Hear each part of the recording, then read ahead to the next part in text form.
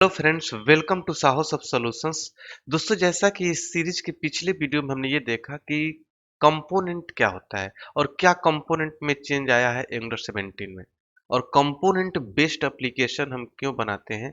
बहुत ही डिटेल में हमने वो वीडियो दिया आप लोग को। अगर आपने नहीं देखा है तो आप एक बार जरूर विजिट करिए इस प्लेलिस्ट के पिछले वीडियो को। मैं तो कहूँगा कि आप इस प्लेलिस्ट को स्टार्टिंग से फॉलो करिए ताकि आपको प्रॉपर नॉलेज मिले एंगुलर 17 के बारे में, क्योंकि एंगुलर 17 में बहुत कुछ चेंज हो चुका है।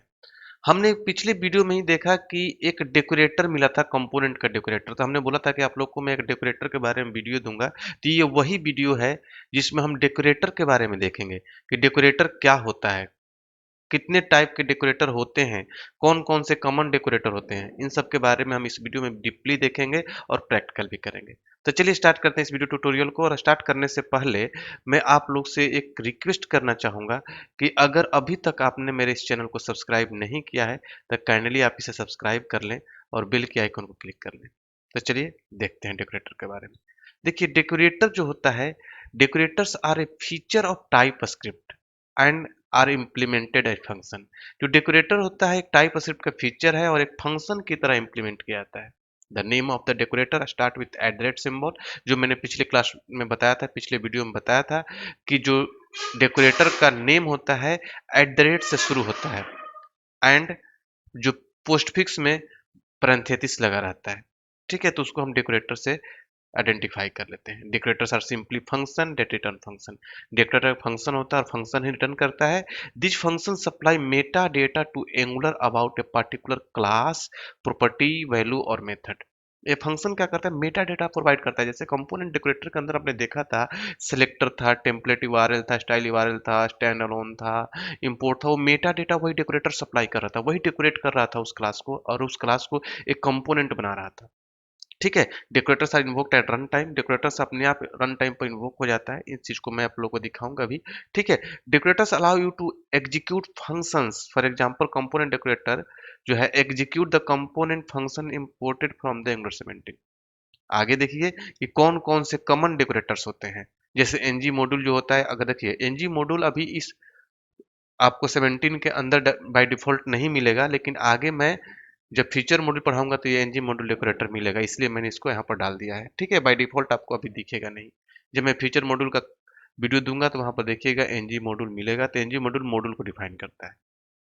कंपोनेंट डेकोरेटर क्या करता है, कंपोनेंट को डिफाइन करता है। इंजेक्टेबल डेकोरेटर सर्विसेज को डिफाइन करता है। उसी तरीके से इनपुट और आउटपुट डेकोरेटर प्रॉपर्टीज को डिफाइन करता है। जब मैं आप लोगों को एक वीडियो दूंगा जिसमें पेरेंट टू कंपोनेंट और component to parent to child और चाइल्ड टू पेरेंट का कम्युनिकेशन दिखाऊंगा, तो वहां पर ये इनपुट और आउटपुट डेकोरेटर मिलेंगे एज ए प्रॉपर्टी। इंजेक्टेबल में सर्विस का वीडियो दूंगा तो उसमें इंजेक्टेबल मिलेगा।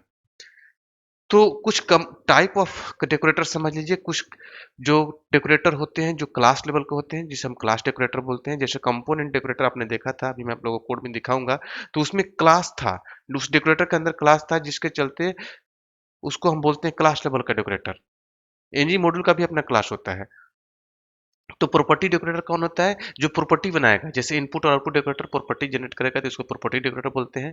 मेथड डेकोरेटर जो अपने मेथड को कॉल करेगा, जैसे हॉस्ट लिस्टनर, जिसका भी मैं अगला वीडियो दूंगा आप लोग को हॉस्ट लिस्टनर के बारे में क्या होता है। हॉस्ट लिस्टनर एक बेस्ट एग्जांपल है मेथड डेकोरेटर का, जो अपने मेथड को कॉल कर लेता है। जो क्लास डेकोरेटर होते हैं, आप लोगों को पता है कि डेकोरेटर अपने आप इन्वोक होता है रन टाइम पर, तो ये अपने क्लास को कॉल कर देगा, क्लास को लोड कर देगा।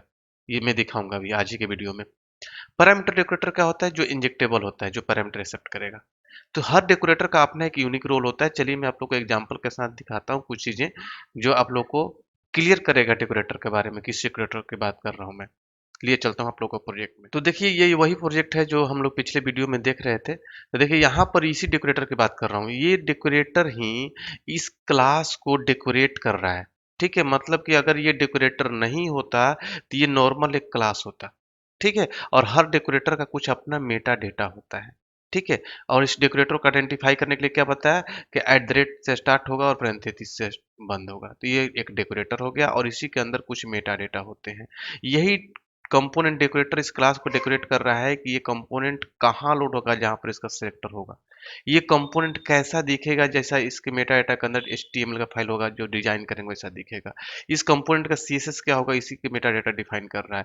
ये कंपोनेंट कैसा है तो स्टैंड अलोन है, यही मेटा डेटा डिफाइन कर रहा है। इस कंपोनेंट के अंदर कौन कौन से मॉड्यूल इंपोर्ट करेंगे, इसी का मेटा डेटा डिफाइन कर रहा है। तो फाइनली ये मेटा डेटा इस कंपोनेंट का डेकोरेटर डिफाइन करता है। कंपोनेंट का डेकोरेटर इसको डेकोरेट कर रहा है, ठीक है। और ये डेकोरेटर कोर लाइब्रेरी से लिया गया है, इतना अच्छे तरीके से समझ लीजिए। और ये डेकोरेटर एक क्लास लेवल का डेकोरेटर है, क्योंकि इसके नीचे जस्ट एक क्लास है, ठीक है। जब मैं मेथड डेकोरेटर बताऊंगा होस्ट लिस्टनर अगले वीडियो में, तो वहां पर देखिएगा, वहां पर एक मेथड होगा जो अपने मेथड को कॉल कर लेगा। अब कैसे आप प्रूव करेंगे कि ये डेकोरेटर अपने क्लास को बाय डिफॉल्ट कॉल कर लेगा? तो देखिए, एक छोटा सा चीज समझिए कि कोई भी क्लास, किसी भी क्लास का कंस्ट्रक्टर तभी कॉल होता है जब हम उस क्लास का ऑब्जेक्ट बनाते हैं, ठीक है। तो इस देखिए, ये एक क्लास है और इस क्लास का मैंने अभी कहीं भी एक ऑब्जेक्ट नहीं बनाया है। तो विदाउट ऑब्जेक्ट, ये डेकोरेटर का, due to this decorator without object इस क्लास का कंस्ट्रक्टर कॉल हो जाएगा। मतलब ये क्लास लोड होगा, अपने कंस्ट्रक्टर को कॉल कर देगा, जिससे ये प्रूफ होगा कि ये क्लास लेवल का डेकोरेटर है और अपने क्लास को लोड कर रहा है। बाय डिफॉल्ट अपने आप इन्वोक होता है रन टाइम पर। तो इसको देखिए, यहाँ पर मैं दिखाता हूँ कंसोल डॉट लॉग, और यहाँ पर आप लिख लीजिए, जैसे ही क्लास लोड होगा तो कंस्ट्रक्टर को कॉल कर देगा, कंस्ट्रक्टर कॉल, ठीक है। इस तरीके से मैं लिखता हूँ ताकि आपको समझ में आए कि हाँ, ये सचमुच में कॉल हो रहा है। जैसे मैं ब्राउजर पर आपको लिए चलूंगा तो वहां पर देखिएगा कि कंसोल के अंदर ये आपको दिख जाएगा। इसका मतलब ये है कि ये डेकोरेटर के चलते ये class without creation of the object load हो चुका है और अपने कंस्ट्रक्टर को कॉल कर दिया है। अब इसके नीचे दूसरा कोई क्लास लीजिएगा तो उसको ये कॉल नहीं करेगा। जैसे मैं आगे आप लोग को अलग अलग क्लास बनाना सिखाऊंगा, देखिएगा वो सारे क्लास बिना ऑब्जेक्ट के कॉल नहीं होंगे। या फिर मैं यहीं पर इस डेकोरेटर के ऊपर कोई क्लास दे दूं, यहाँ पर कोई क्लास बना दो इस तरीके से, तो इस क्लास का कंस्ट्रक्टर कॉल नहीं होगा। जैसे मान लीजिए इसके अंदर भी मैं कंस्ट्रक्टर दे दूं तो इस क्लास का कंस्ट्रक्टर कॉल नहीं होगा। देखिए, मैं यहाँ पर दिखाता हूँ आप लोग को, और यहाँ पर मैं लिख देता हूँ कंसोल डॉट लॉग, और इसके अंदर मैंने दे दिया एबीसी कंस्ट्रक्टर कॉल, ताकि आप लोग को समझ में आ जाएगा। एबीसी कंस्ट्रक्टर कॉल्ड, तो ये कंस्ट्रक्टर अपने आप कॉल नहीं होगा। और यहाँ पर मैं लिख देता हूँ मेन कंस्ट्रक्टर, इस तरीके से डाल दिया, ये ऐप कंपोनेंट कंस्ट्रक्टर, इस क्लास का कंस्ट्रक्टर। तो देखिएगा, ये कॉल होगा, ये कॉल नहीं होगा without creation of the object. तो ये सब कुछ आगे मैं आप लोग बताऊंगा कि इसको कैसे कॉल करेंगे, ऑब्जेक्ट कैसे बनाएंगे, इसके लिए क्या ऐप रजिस्टर करना होता है, सब कुछ आगे बताऊंगा। या फिर नीचे भी यहाँ पर कोई क्लास बना दीजिएगा जैसे इसके नीचे, तो उसको भी कॉल नहीं करेगा, ठीक है। जस्ट डेकोरेटर के नीचे होना चाहिए कोई क्लास। उसी तरीके से मेथड डेकोरेटर के बारे में बताऊंगा, तो वहाँ पर देखिएगा जस्ट अपने वाले नीचे वाले मेथड को कॉल कर लेगा। देखिए, ये कॉल हो रहा होगा। चलते हैं ब्राउजर पर, तो यहाँ पर देखिए, राइट क्लिक करके इंस्पेक्ट एलिमेंट करके देखिए, और कंसोल के अंदर देखिए कौन सा कॉल हो रहा है, ऐप कंपोनेंट कंस्ट्रक्टर कॉल। यहाँ पर आपका कॉल नहीं हुआ, कौन सा, ऊपर वाला एबीसी कंस्ट्रक्टर। क्यों? क्योंकि ये डेकोरेटर का क्लास नहीं है, जस्ट इसके नीचे वाला क्लास ही डेकोरेटर का क्लास होता है, तो इसलिए कॉल हो गया। ये चीज अच्छे से अपने माइंड में रखिएगा। तो ये डेकोरेटर होता है। कुछ कॉमन डेकोरेटर के बारे में मैंने आप लोगों को बताया, कुछ टाइप ऑफ डेकोरेटर के बारे में बताया, और भी बहुत सारे डेकोरेटर होते हैं जो आगे आने वाले वीडियोज में दूंगा, जैसे view child, content child, view children, ये सब कुछ भी डेकोरेटर होते हैं। किस टाइप के डेकोरेटर होते हैं, थोड़ा सा एडवांस होता है, अभी आप लोग को समझ में नहीं आएगा, स्टेप बाई स्टेप हम उधर पहुंचेंगे। अगर और भी डीपली नॉलेज रखना चाहते हैं, कॉर्पोरेट लेवल का नॉलेज रखना चाहते हैं, तब विजिट करिए हमारा वेबसाइट, इस वीडियो के डिस्क्रिप्शन बॉक्स में है वेबसाइट, वहां पर विजिट करिए। लाइव क्लास हम लोग प्रोवाइड करते हैं।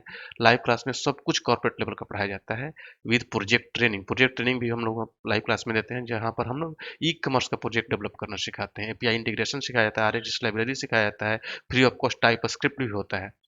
डिस्क्रिप्शन, इस वीडियो के डिस्क्रिप्शन बॉक्स में विजिट करिए, वेबसाइट का लिंक है, मोबाइल नंबर भी है, कॉल करिए और क्लास ज्वाइन करिए। क्योंकि मार्केट में अभी एंगुलर 17 कोई नहीं पढ़ा रहा है, हम लोग सारे डेवलपर है, इसलिए मार्केट में हम लोग पहली बार लेकर आए हैं एंगुलर 17 आप खास आपके लिए, वो भी मिनिमम प्राइस पर। तो आई होप कि आप लोग को समझ में आ गया होगा कि डेकोरेटर क्या होता है। फिर भी आपके माइंड में कोई भी कंफ्यूजन हो तो हमारे कमेंट बॉक्स में शेयर कीजिए, हम आपके कमेंट का रिप्लाई करेंगे।